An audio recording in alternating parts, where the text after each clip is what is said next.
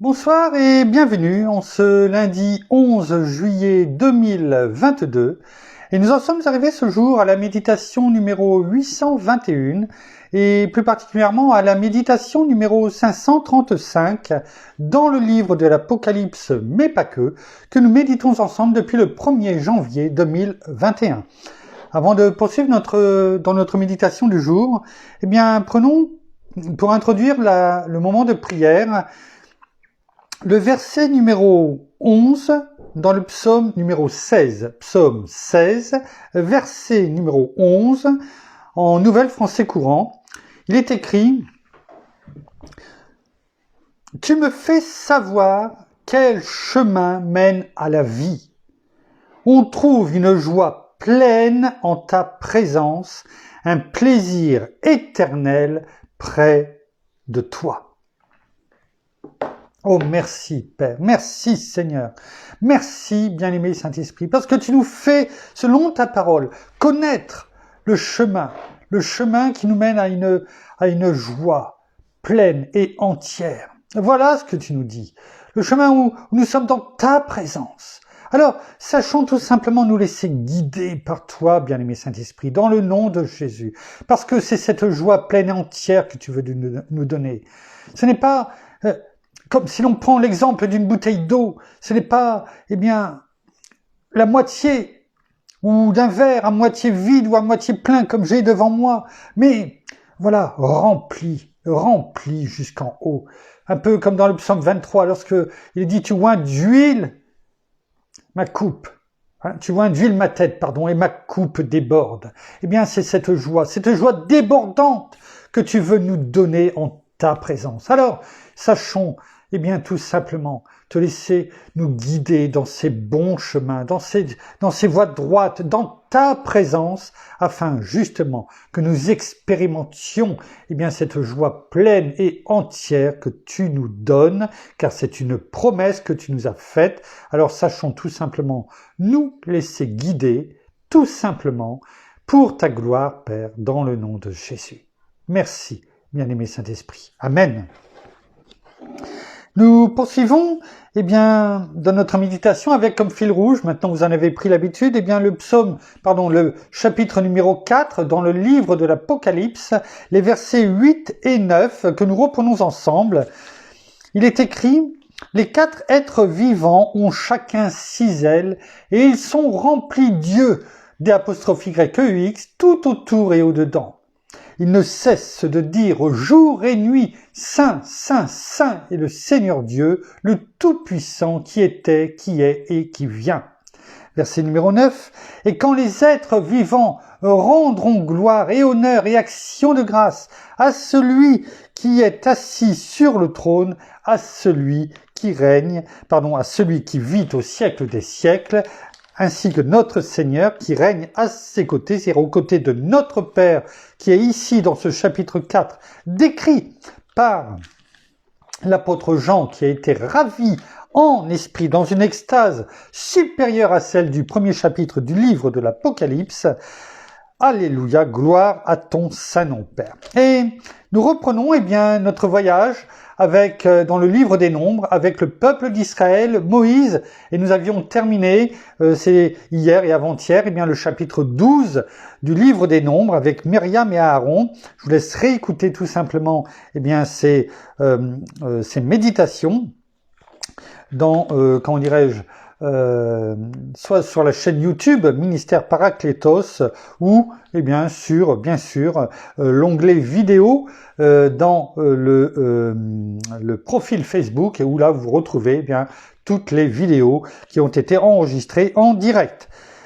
Et nous commençons le chapitre 13 dans le livre des Nombres, où il y aura beaucoup de choses à dire, ça durera certainement longtemps, mais tout aussi riche en tout cas dans les enseignements que notre Père veut nous donner au travers de sa parole. Commençons donc ce chapitre 13 dans le livre des Nombres. Il est écrit « L'Éternel parla à Moïse et dit », n'oublions pas, l'Éternel a donné ordre de repartir de là où ils étaient, dans le désert. Ils sont repartis de Hatséroth et ils sont partis et ils ont, à un moment donné, se sont arrêtés et ils ont campé dans le désert de Paran, pour reprendre la situation. Et là, l'Éternel parla à Moïse et dit, « Envoie des hommes pour explorer le pays de Canaan que je donne aux Israélites. » On va déjà s'arrêter là, il y a déjà des choses à voir, à bien comprendre, et dans les prochaines méditations, vous verrez, on fera des parallèles avec un autre livre afin de bien comprendre ce passage. Je vais juste me repositionner sur ce que nous allons dire ce soir. Je vous demande juste quelques instants.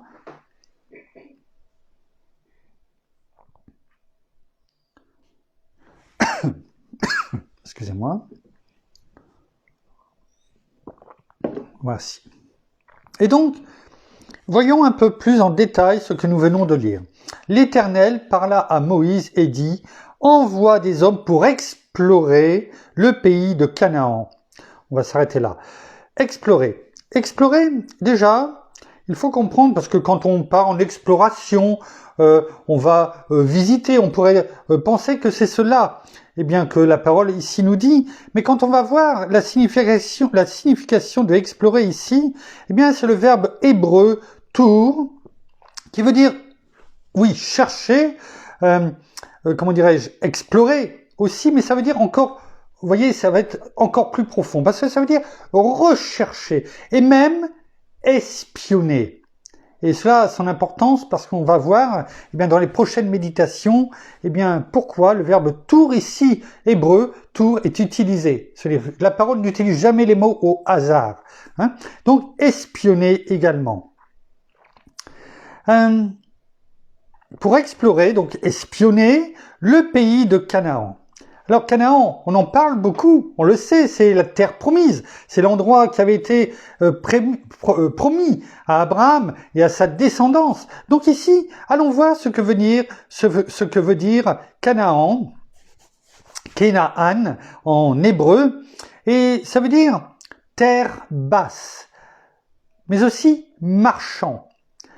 Alors, en règle générale, où il y a des marchands, eh bien, ça veut dire qu'il y a des possibilités. C'est-à-dire, il y a, quand on va à un marché, hein, surtout dans le sud, un peu moins maintenant, mais à un certain moment, eh bien, c'était l'endroit où parce que là aujourd'hui il y a les véhicules, mais quand il y avait moins de véhicules, eh bien, on sait que, eh bien, tout ce qui était légumes, fruits, et on l'a pu le voir, hein, notamment, eh bien, si vous vous rappelez, si vous allez réécouter, lorsque nous avons parlé, lorsque le Seigneur a donné, eh bien, ces 7 lettres, au travers du chapitre 2 et du chapitre 3, les 7 lettres, les lettres aux 7 églises, pardon, eh bien, nous avions vu à chaque fois, dans chaque église, eh bien, selon les villes, leur situation géographique, on a pu voir que bien souvent, eh bien, c'était des villes qui étaient marchandes également. Hein, en bas des collines, entre autres, eh bien, c'était des lieux de croisement, de jonction, et qui étaient riches parce que, eh bien, justement, il y avait des marchands, parce qu'on vendait des choses. Et c'est un peu ce que cela veut dire. Là, les endroits où l'on vend, ça veut dire qu'il y a, eh bien, des possibilités, des récoltes, en légumes, en fruits, ou en matériaux, ou en pierres précieuses. C'est important, parce que là aussi, eh bien, Canaan n'a pas été utilisé au hasard. Et si ça a été choisi pour être une terre promise pour le peuple de Dieu, ce n'est pas un désert aride. On le verra également dans les prochaines méditations. Mais Canaan, ça a aussi une autre signification.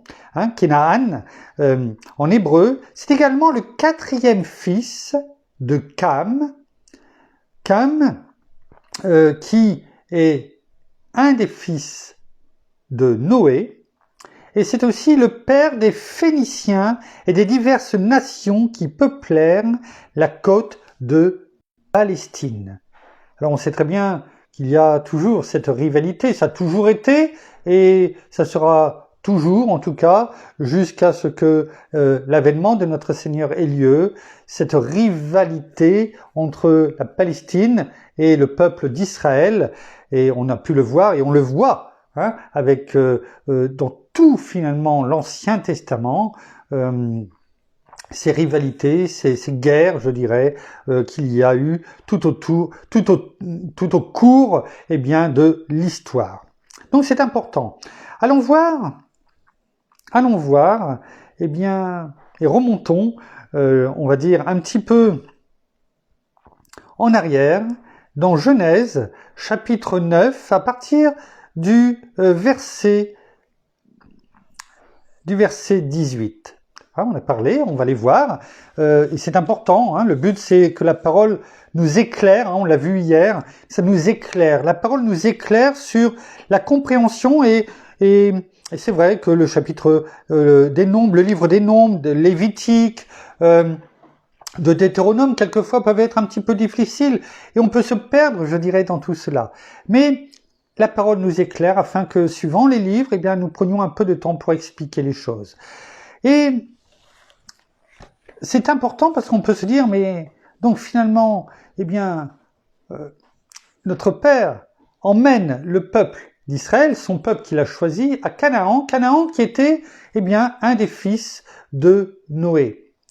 Et on sait très bien, eh bien, qu'il va y avoir des rivalités, on l'a pu le voir. Et donc, pourquoi ces rivalités? Pourquoi ces rivalités avec finalement un des enfants, en tout cas les descendants d'un des enfants de Noé, alors qu'ils avaient été sauvés, sauvés eh bien, du déluge. Replongeons à ce moment-là, eh bien, dans Genèse, chapitre 9, à partir du verset 18. Les fils de Noé qui sortirent de l'arche étaient Shem, Cam et Japheth. On va juste regarder en hébreu ce que veut dire la signification de ces trois fils de Noé. Shem, Sem en français, mais Shem, S-H-A-M-E en hébreu, qui veut dire le premier fils de Noé, qui veut dire nom, un nom, en fait, sûrement élevé au-dessus, eh bien, des autres, renommé. Voilà ce que veut dire le nom Shem, Sem, le premier fils de Noé. Cam, qui veut dire chaud, bouillant. Deuxième fils de Noé, on va juste y revenir après, père de Canaan et de nombreux peuples qui habitaient les territoires du sud, notamment eh bien, au niveau de la Palestine, comme on a pu le dire, à l'ouest du Jourdain. Et Japheth, le troisième fils de Noé, qui veut dire, donc en hébreu Yéphet, qui veut dire ouvert, mais aussi surtout qui s'étend. On va voir eh bien, que ce n'est pas au hasard que ces noms ont été bien sûr donnés. Alors pourquoi je précise premier, deuxième et troisième? Parce que eh bien, quand on va voir dans d'autres versions que celles que je viens de vous lire, notamment la Louis II 1910, eh bien, on voit que il est parlé à un moment donné de Cam comme étant le plus jeune fils de Noé. Et c'est pas le cas. Ce n'est pas le cas, c'est le deuxième fils de Noé. Donc ça peut pas être le troisième. Si on suit la logique, le plus jeune, c'est Japheth. Ce n'est pas Cam. Mais suivant la version dans laquelle vous lisez, eh bien, Genèse 9, à partir du verset 18, eh bien, vous pourriez être un petit peu perdu en disant, je comprends pas, il y a eu des ratés, il y a eu quelque chose qui va pas. Alors, il est parlé dans certaines versions du cadet. Et quand vous allez voir le cadet, ce que ça veut dire, eh bien, c'est vrai, dans la définition de cadet, ça peut être aussi le plus jeune. Et c'est dans cette façon-là qu'il faut voir le chose. Mais le plus jeune, non pas par rapport à une fratrie, mais le plus jeune par rapport à l'aîné. Et c'est cela que veut dire ici la parole, suivant les versions que vous prenez. Eh bien, ça peut être le plus jeune, mais toujours le plus jeune par rapport à l'aîné, donc le deuxième, ou le cadet qui veut dire eh bien le deuxième, celui qui vient après l'aîné, sachant que le plus petit, eh bien, étant appelé le Benjamin. donc le Japheth. Pour le troisième fils donc de Noé, Japheth. C'est une petite explication, mais qui évite bien de se poser des questions, comme je me les suis posées à un moment donné, en disant mais y a-t-il une erreur dans la transcription, dans certaines versions? Donc maintenant, bien vous en avez l'explication. Donc reprenons bien la suite. Les fils de Noé qui sortirent de l'arche étaient Sem, Cam et Japheth. Cam fut le père de Canaan. Ce sont là les 3 fils de Noé, et c'est leur postérité qui peupla toute la terre. Noé commença, verset 20, Noé commença à cultiver la terre et planta de la vigne. Il but du vin, s'enivra et se découvrit au milieu de sa tente, retira ses vêtements, se mit à nu, physiquement parlant. Ici, on peut faire une réflexion, et la parole nous le dit aussi dans le livre des Proverbes, que ce n'est pas boire du vin qui est dangereux. Notre Seigneur en a bu lors de son premier miracle, aux noces de Cana. Donc ce n'est pas le fait de boire un petit peu de vin qui est dangereux, c'est le fait de s'enivrer, que le vin devienne une passion, en tout cas un plaisir, mais une passion, à tel point que l'on finit par boire et boire et boire et s'enivrer. Pourquoi? Parce que, peut-être que certains, oublient au travers de cela certaines choses, se réjouit, et puis cela, on le sait très bien, et on l'a vu notamment avec le peuple d'Israël autour du veau d'or, ce que cela a mené, bien souvent, on le voit au travers de l'histoire et encore aujourd'hui, l'alcool, ou en tout cas le vin, pour rester dans le vin, si c'est à l'excès, si on finit par s'enivrer, cela amène à des débordements violents, ou en tout cas par aussi des orgies. On le sait, c'est comme cela que les orgies étaient faites du temps des Romains, souvent à cause de la boisson, cela débordait à tous les niveaux, et c'est ce qui s'est passé notamment avec l'histoire du veau d'or. On en a parlé et nous l'avons médité à ce niveau-là. Donc là, il n'est pas parlé forcément bien sûr d'orgie, parce que, en tout cas, lorsque la parole nous en parle, il est dit que Noé s'enivra, et il but du vin, s'enivra et se découvrit du milieu de sa tente. Et on voit bien, voilà, il a retiré ses vêtements, il n'était pas couché, il a retiré ses vêtements, et quand on est plusieurs, on sait très bien ce que cela peut avoir comme débordement, soit dit en passant. Donc, au milieu de sa tente, Cam, donc son deuxième fils, père de Canaan, et vous voyez, la parole le précise bien ici.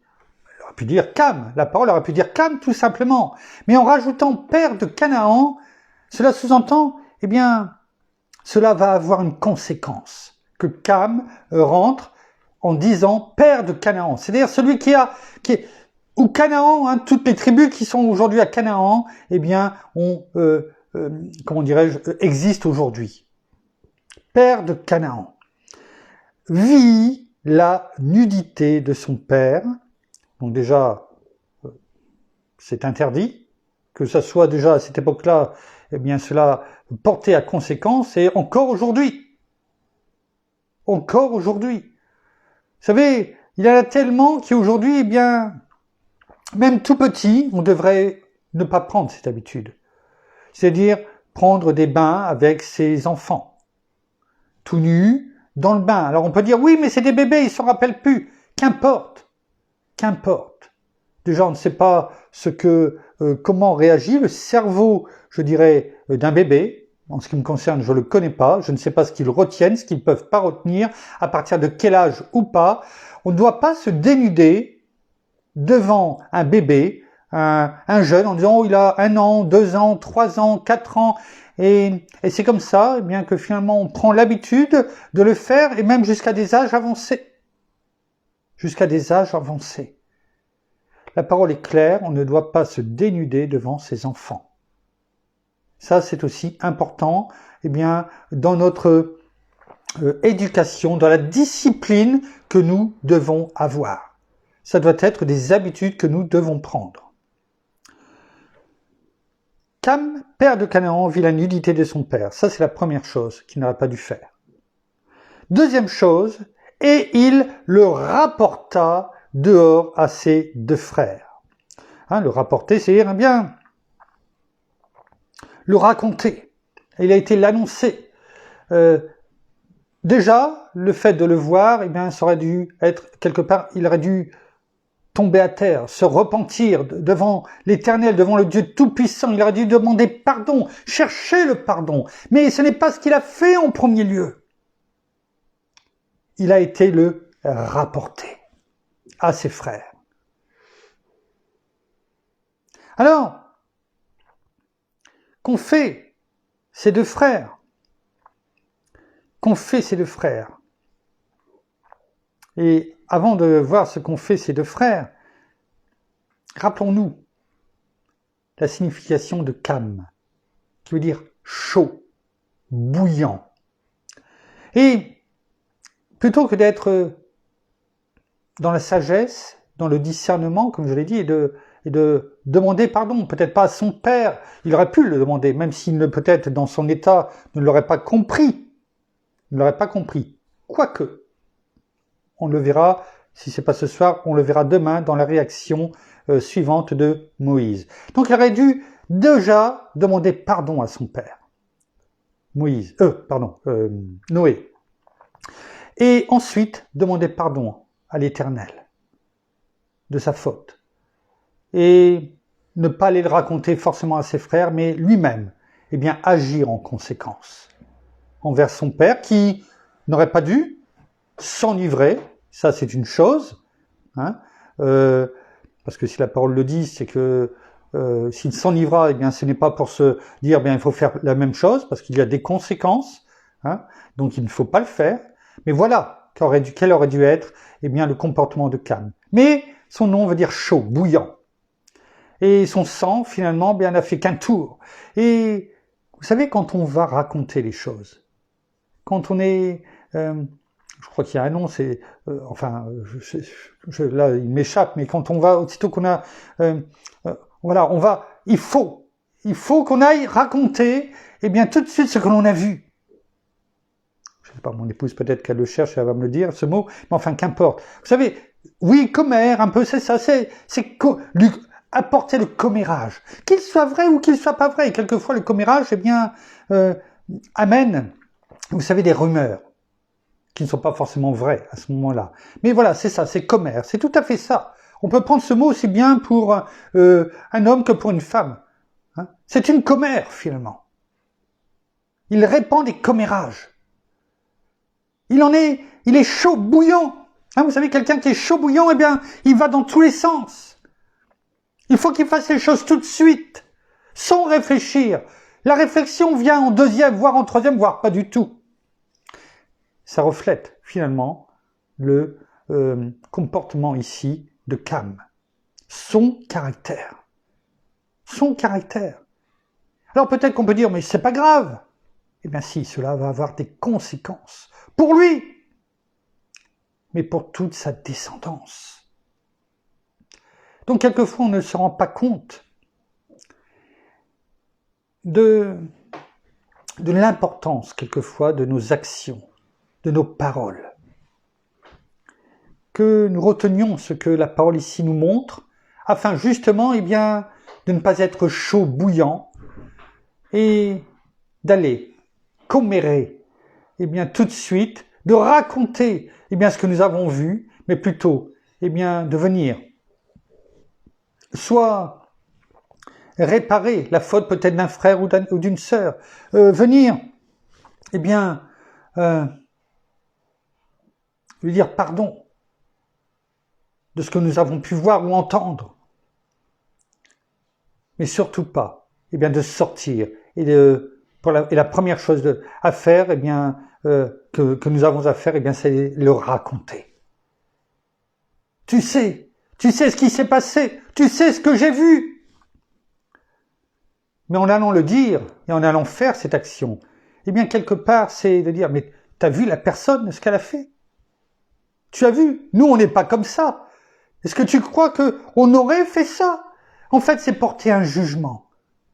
Et à ce moment-là, ça risque de retomber sur la personne qui, justement, eh bien, véhicule ce commérage. Alors, il a été raconté ceci à ses des frères. Et qu'ont fait ses frères?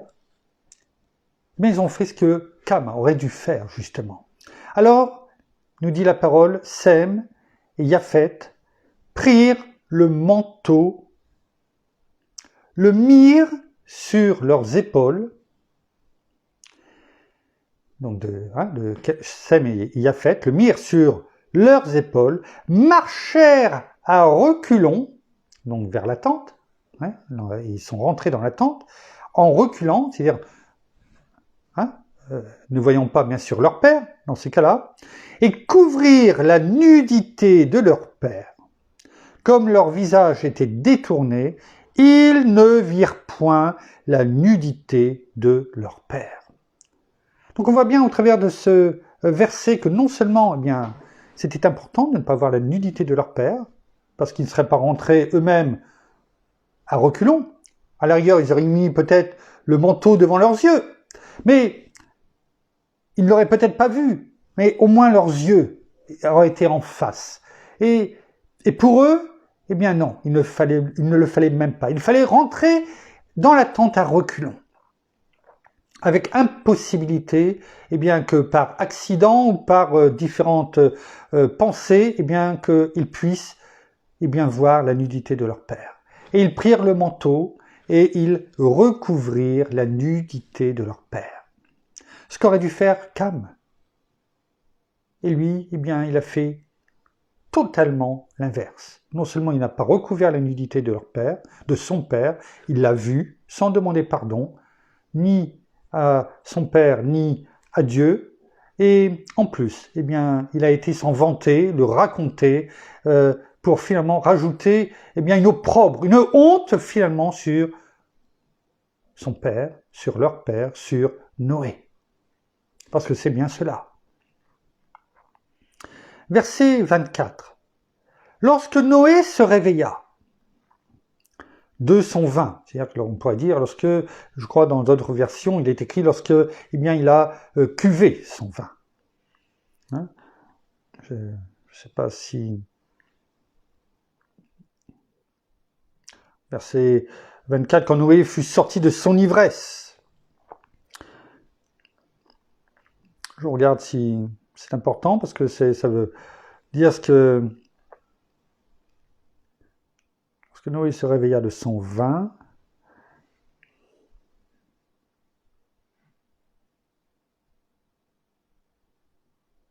Bon, enfin qu'importe, je ne retrouve plus la référence, mais on pourrait dire aujourd'hui lorsque, eh bien, il a cuvé son vin. Hein, il a pris ce que lui avait fait son fils cadet. Hein, on va retrouver ici cadet, donc le deuxième après bien sûr l'aîné. Et il dit, maudit soit Canaan, qu'il soit l'esclave des esclaves de ses frères, non pas l'esclave de ses frères, l'esclave des esclaves de ses frères. C'est-à-dire les esclaves que auront Sem et Japheth, eh bien il sera lui-même l'esclave de ses esclaves. Vous voyez, une action qui, pour Cam, eh bien, l'a peut-être pris à la rigolade, en voyant son père ainsi, et sans avoir fait ce qu'il aurait dû faire. Alors qu'il le savait, parce que si Sem et Japheth l'ont fait, c'est que Cam le savait. Et il ne l'a pas fait. Donc quand je disais attention à nos actions, attention à nos paroles, qui peuvent avoir non seulement des répercussions sur la personne qui le dit, sur nous, eh bien, à l'instant T, mais auront des répercussions, et sans nous, sans que nous puissions le comprendre, ou les voir, mais qui auront des répercussions sur, eh bien, voire même des générations. Maudit soit Canaan, et vous avez vu qu'ici, il n'est pas utilisé Cam, mais il est utilisé Canaan. Il aurait pu dire, maudit soit Cam, mais il est bien utilisé ici, dans la Louis II 1910, Canaan. C'est-à-dire, ceux qui vont peupler la terre promise avant que le peuple d'Israël vienne. La parole est claire ici. Maudit soit Canaan. Donc tous ceux qui vont peupler avant que le peuple d'Israël vienne, avant que la terre promise soit donnée, au peuple de Dieu, maudit soit Canaan, qu'il soit l'esclave des esclaves de ses frères. Il dit encore, béni soit l'Éternel, Dieu de Shem, de Sem en français, et que Canaan soit leur esclave. Que Dieu étende les possessions de Japheth. Rappelez-vous ce qu'on avait dit sur la signification hébreu qui s'étend. C'est-à-dire que lorsque le nom avait déjà été donné à Japheth, Dieu savait déjà en prenant ce nom, ce qui malheureusement allait se passer. Qui s'étend. Et là, c'est ce que dit Noé en sujet de Japheth, que Dieu étende les possessions, qui s'étend, étende les possessions de Japheth, qu'il habite où? Dans les tentes de Sem, de son frère aîné. Donc il va avoir une prospérité, Japheth. Mais, on le sait très bien, il sera toujours dans les tentes, dans la présence de Sem, parce que c'est l'aîné. Et que Canaan soit leur esclave. Voilà comment, une simple affaire, je dirais, qui est partie, certes, de quelque chose que Noé n'aurait pas dû faire, c'est-à-dire s'enivrer, mais de là, c'est l'escalade. C'est l'escalade non seulement pour Cam, mais pour Canaan, et toute la descendance de Cam, le quatrième fils de Canaan, et si vous lisez la suite, notamment au chapitre 10, où est donnée la postérité des fils de Noé, Sem, Cam et Japheth, où on voit les descendants. Voilà, verset 6 du chapitre 10 dans la Genèse, les fils de Cam furent Kour, Mitsraïm, Put et Canaan. Voilà. Et donc, voilà comment, parce que, on se discipline mal. On n'écoute pas la parole. On ne se nourrit pas de la parole. C'est pourquoi je vous conjure, je vous exhorte, allez lire un chapitre des Proverbes. Et si vous avez le temps, et il faut prendre le temps, un livre des psaumes, un chapitre, des psaumes et des Proverbes chaque jour. Parce que, même si nous sommes dans la Nouvelle Alliance, il y a tellement de conseils à prendre pour notre vie au quotidien et qui, justement, nous permettront d'avoir ce discernement supplémentaire, cette sagesse divine, cette intelligence divine, cette connaissance divine. Oui, certains diront, mais nous avons notre bien-aimé Saint-Esprit en nous, nous sommes le temple de Dieu. Oui! Et donc ça voudrait dire que nous n'avons pas notre part à faire et que la parole nous a été donnée pour rien? Non.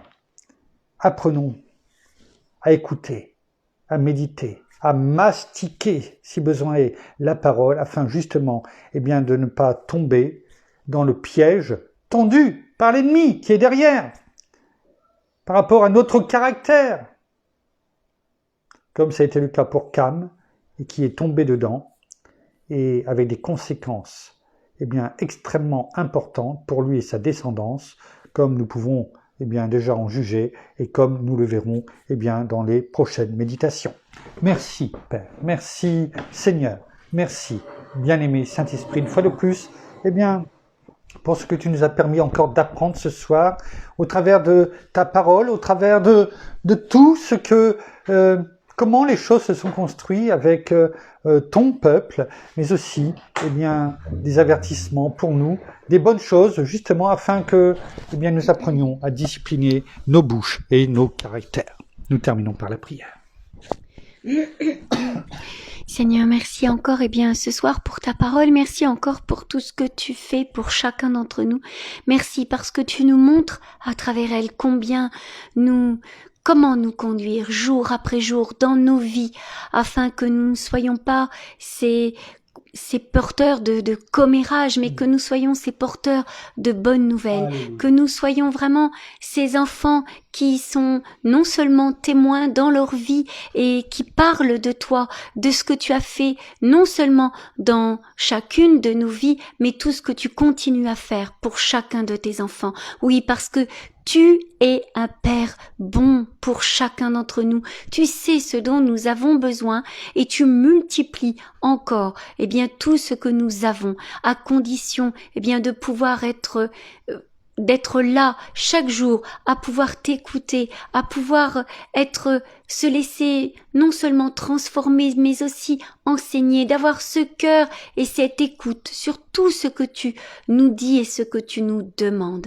Oui, parce que tu nous aimes, mais nous aussi, nous avons notre part en tant qu'enfants de Dieu à faire et de ne pas faire n'importe quoi dans nos vies, mais vraiment de pouvoir toujours marcher sur ce chemin d'intégrité, d'être droit, d'être juste et vraiment d'avoir cette honnêteté et cet amour, non seulement vis-à-vis de toi, mais aussi vis-à-vis de tous ceux qui nous entourent et que nous sommes amenés à rencontrer. Alors que nous ayons toujours cette droiture dans le cœur et surtout cette sagesse. Alors soyez tous abondamment bénis, frères et sœurs, dans le nom de notre Seigneur Jésus-Christ. Amen. Alléluia. Amen. Voilà, ainsi s'achève la méditation de ce soir. Nous vous bénissons abondamment de toutes les bénédictions spirituelles dans les lieux célestes en Christ. Nous saluons nos amis au Québec, au Canada, en francophonie, en France et tout autour de chez nous. Et nous vous souhaitons à toutes et à tous une excellente fin de journée, pour certains, de soirée pour d'autres. En tout cas, à toutes et à tous une excellente nuit de repos, de tranquillité dans la paix de notre Seigneur Jésus, qui nous la donne abondamment. Et nous vous donnons rendez-vous demain en début de soirée pour la suite de nos méditations avec Moïse et le peuple d'Israël dans ce chapitre 13 que nous allons continuer dans le livre des Nombres. Et en attendant de se retrouver demain, soyez abondamment bénis. À demain. Au revoir.